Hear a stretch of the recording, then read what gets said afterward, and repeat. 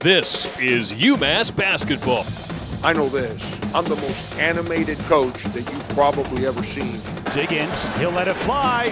Soft as summer rain. Rasul Diggins grows the UMass lead. Hey, he's just being frank. That is right. It is time for another episode of Just Being Frank, brought to you by the Massachusetts Collective, helping develop UMass men's and women's basketball and supporting student athletes through NIL opportunities. My name's Jay Burnham, voice of the Minutemen, alongside head coach Frank Martin, as we sandwich this in between a trip to West Virginia and an upcoming trip to Long Island. Coach, good to see you. How you doing? I'm good. Just excited to get back on the practice court later today and continue to build. 75-69, the final down at West Virginia, not the outcome that you had wanted. What did you think about, your team playing in what was a pretty hostile environment for the first time, obviously, this season, just your first road game? I mean, 12,000 fans on a Friday night in Morgantown. I think your squad certainly held their own. Yeah, it's home court environments. That's why it's so important. That's why it's so important for us to build one here at home. It's a big advantage when you come out of the tunnel as the home team and there's no one in the stands. It's deflating, and when you're the visiting team and you come out of the tunnel and it's packed, that has an impact on the game. It has an impact on the emotions of the home team. It has an impact on the emotions of the visiting team, and it has an impact on the three individuals that come to hang out with us during the game, if you know who I'm talking about. And it's but that's part of the home court environment. I thought our guys handled the environment of the building properly. I think playing that game at Providence prepared us for the trip to Morgantown. So it's playing on the road, man. It's a different vibe than playing at home, and it doesn't mean that it's harder. It's just a different set of emotions, and you have to be prepared to understand how to manage that. You had told us after the game, and I think when I look at the first and second half, the most glaring stat was the turnovers and the points off of turnovers for West Virginia. They had 22 total points off of turnovers. I think you had 12 turnovers in that first half, especially in that last couple of minutes, and only 3 in the second. What do you attest, or what do you attribute to kind of that adjustment or that difference in the first half to the second half? Yeah, I thought second half we played with better pace. We were more decisive in what we were doing, how to start. They play what we call pack line defense, is kind of the theory of what they try to. I'm not in their huddles, I'm not in their practices, but when you watch them on film, it's kind of what it looks like. And when you play the pack line, you're not going to beat it by ISO plays. You're not going to beat it, running some traditional stuff. You have to move. We call this the white line, which is that's what's called the pack line, because you build a line like across the foul line. And you have to cut it. You got to move it. You got to create the space so you can pass it and drive it. And we did early in the game, we did a pretty good job. We just didn't convert. We got it inside. I didn't like the pace we played with offensively, but we still got the ball on the interior, which is what this is the part that it's easy to say, hard to do. The pack line's designed to keep the ball out of the paint. But if you don't get it in the paint, you got zero chance to win, because if you just start settling for threes, well, you better have one of those days where you make 18 of them. Right. Because if you don't move the defense, then you got no chance to rebound it. And it makes it for a hard day offensively. But I thought we went on the interior. We just didn't convert. And then as the half went on, we played with bad pace, and then the ball stuck, and we stopped cutting, stopped moving, which then made their defense better. Let me kind of divert here for a second, because that pack line, I think Virginia kind of has made it famous with their stingy defense, and that's something that you don't hear a lot about it outside of one or two programs. So, is it discipline? Is it more difficult to execute as a defense? Every defense is hard. You just have to attack it different ways. Once you let the defense set, I mean, John Chaney's matchup zone. I mean, Rick Pitino's vaunted press, when he's pressing again, but, his vaunted press when he was at Kentucky and at Providence. And, I mean, I'm not going to sit around here and brag, but our style of defense is pretty good. Teams, over the last 17 years don't like playing against it. But it's a lot easier on the defense when your defense sets. That's why turnovers and bad shots are a bad recipe for your defense.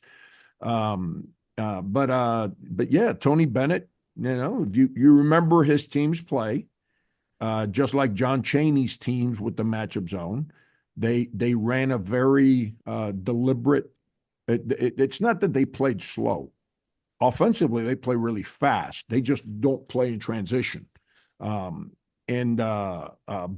they're deliberate. They passed it and they made your defense work, and they usually shot it towards the end of the shot clock, which taxes your defense because they make you work, but which then allows their defense to set. But all defenses, I don't care the style, Jay. If you let it set, it's going to be good. Jim Boeheim zone. Are you kidding me?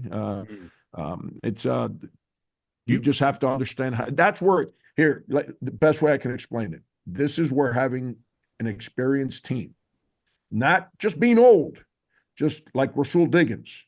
There's a reason in the first half he struggled. The second half he played better because he and I understand things a little better. What we're trying to talk about. That's the experience. Coach, player, being through all these different experiences together helps you understand how to attack things the way every team wants to do it. And you had told me pregame, hey, in a situation like this, we got to make some shots. First half didn't have any of those go down. There were a couple of rhythm shots that didn't quite hit when you guys were on the move and gaining some momentum. And then the shots kind of fell a little bit later in the game. Jalen Curry, this is amazing. I think 19 assists so far in the first two games, 0 turnovers.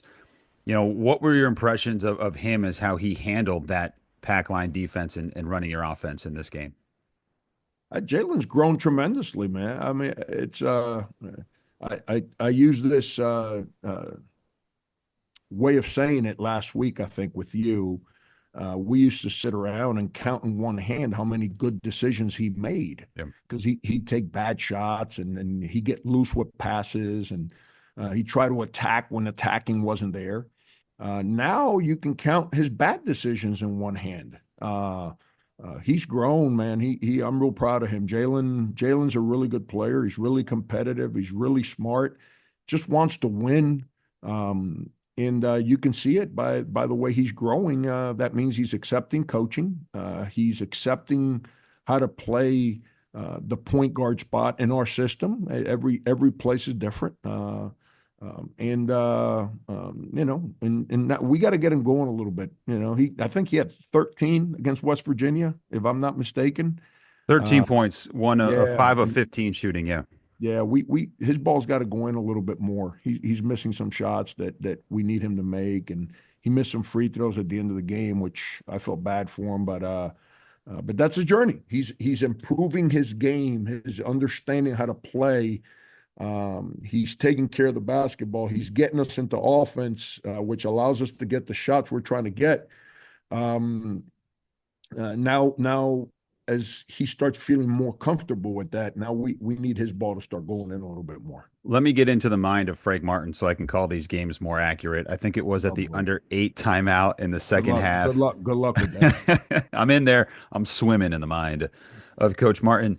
I think it was like 8:18 to go. You take him out, Jalen Curry, I think to give him some rest before the under 8 media timeout. And then I think you waited till the next whistle after the timeout to bring him in.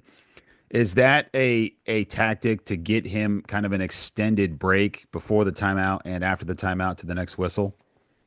Yeah. As we continue to figure our team out, and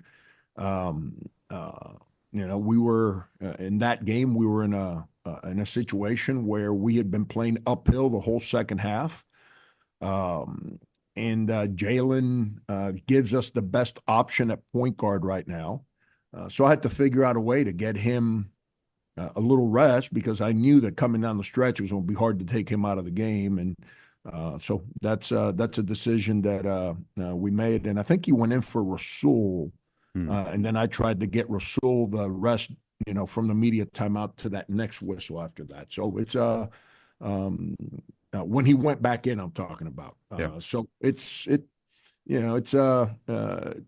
that's part of the early season decisions that coaches make is we start trying to feel comfortable with our roster and how to sub guys and who to play where and who to play at what time and who can play extended minutes and who can't. It's all the stuff we're trying to figure out. I know you've said, I think a couple of times that you wanted to get a little bit more out of the center spot. From my vantage point, guys like Shaheed Muhammad and Malik Abdel-Gouad are very athletic. Have they showcased that athleticism to you, and how do you get them, I guess, how more out of that position that you're hoping for? Yeah, they both have been like impactful this early in the year for two first-year guys. One guy that basically barely played at Murray last year, and Malik and Shaheed, who's coming from junior college, which is it's a different game. So I think both of them have done really good things for us, and they're going to continue to do really good things for us. Malik didn't have very good week of practice leading into the game, and I think that kind of showed its face. In the game he tried to press a little bit, and anytime you press, it rarely works out. And then with Shaheed, I mean, he had some defensive plays at the rim that were like, wow. We got to continue to understand his strengths offensively as coaches, so we can utilize him offensively in a way where he's a lot more comfortable, so he can play faster. And he's got to continue to grow too. It's a two-way street. He's got to continue to grow as a player and his understanding and where he belongs on the court, and we got to do a better job of utilizing his talents. I think they're both fun to watch. Malik had a couple assists, back-to-back plays. I think those are the first two assists we had in the game as he found a way to distribute the ball. And then Shaheed, that verticality, he can go up, people go into him, and if he can, there was a couple times where he didn't foul in that game because he just went straight up and was able to alter a shot. So I thought that was a positive thing to see for him as such a premium shot blocker. No, absolutely. I mean, that's absolutely a major strength of his right now. It's that rim protection, whether it's a primary defender, a secondary defender, whether it's blocking a shot or just going vertical and people not being able to be comfortable in shooting the ball over the top of him. And that's a place of strength for him. And he as he continues to understand defensive concepts, defensive ball screen coverages, it'll allow him to play even faster and more aggressive. All right, let's talk about this next game you got coming up on Wednesday night down in Long Island. It's against Louisiana Tech out of Ruston, Louisiana. I just need to preface this for the fans. This is a good team. They are the preseason CUSA favorites. They steamrolled last year. They had the conference preseason player of the year. Start with this. How did this matchup, it feels like you're able to get a good game against another mid-major, which is difficult to do sometimes in this day and age. How did this matchup come to fruition, and what are you expecting to see on Wednesday night? We had one game to schedule, and I wasn't sure what I wanted to do with that game. I would have preferred a home game, but we were struggling to find a team that was willing to come. And the dates, that's the other part. People say, well, it takes two teams to have the same available dates for it to work. If not, it doesn't work. And so we were struggling to find a home date. And Gary Charles, who's been a dear friend of mine over 30 years, who was a longtime AAU coach in New York, Long Island Panthers, very impactful human being in the basketball grassroots scene of New York for years and years and years. he when COVID hit, he started an organization, and it was about celebrating the lives of minorities that have impacted people through basketball.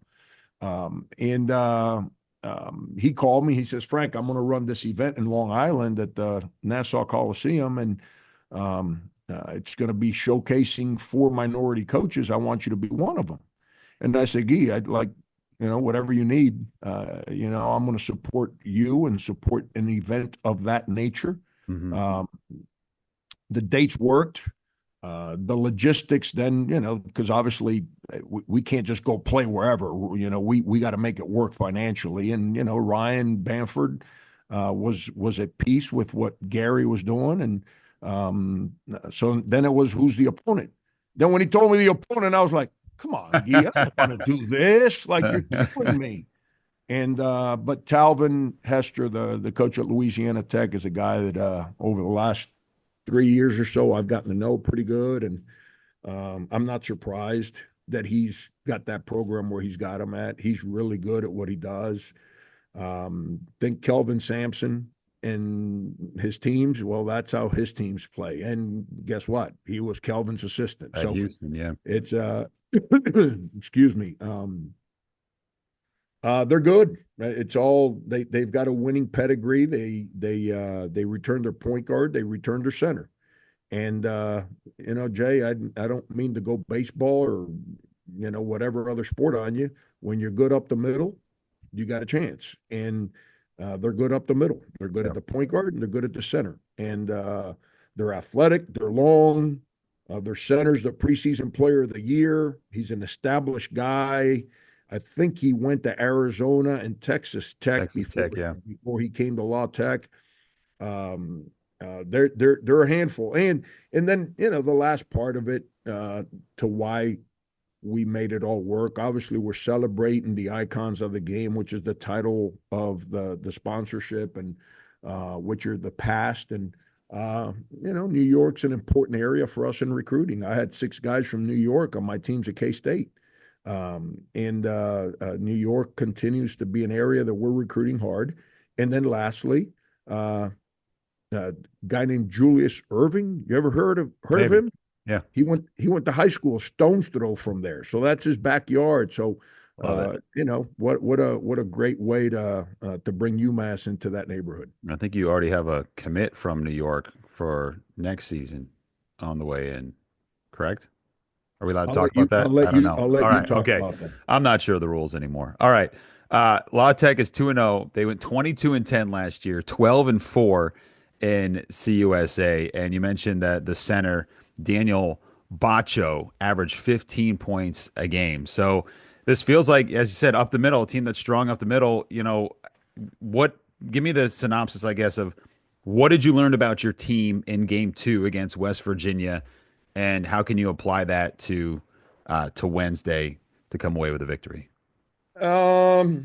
Defensively, we got a chance to be really good. I told this team from day one that I was disappointed in myself last year, that we didn't do a better job as coaches to help us be a better defensive team. And the one thing that my teams have always been consistently good at is defense. And so I told the team before the year that I was going to make it a priority for our staff to just upgrade what we're doing defensively, so we can have a better chance as a defensive-minded team. And the guys have answered the bell. I mean, you go into West Virginia and you hold them to 8 made threes, a team that's what they do. And I think they shot 26%, 7% in the second half from the field. 27%. Yeah. 25% overall. Yeah. Yeah. So, defensively, I think we got a chance to be really, really good. And then the second part is you obviously we all want to win and run around and chest bump each other and high five and be happy and all that other good stuff that comes with winning.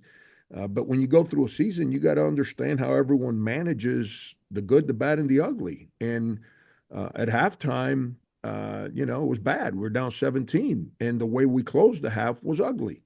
Well, guys didn't come in the locker room and pout. That there was no like negative vibe, negative body language. The locker room was, including me. It was a positive message. It was you guys have been really good in preseason. They're don't you don't get anywhere beating people up on a bad day when they're fully committed to doing what you're asking them to do. And so everything in the locker room was positive, and then their spirit coming out of the locker room was impressive. And as a coach, we got a team that at least I know that through the first difficult test, we're not going to play the blame game. We're not going to play the whatever game. We're going to like understand like, yo, we created these problems. We got to go fix them. And it's a fun group to be around from that standpoint.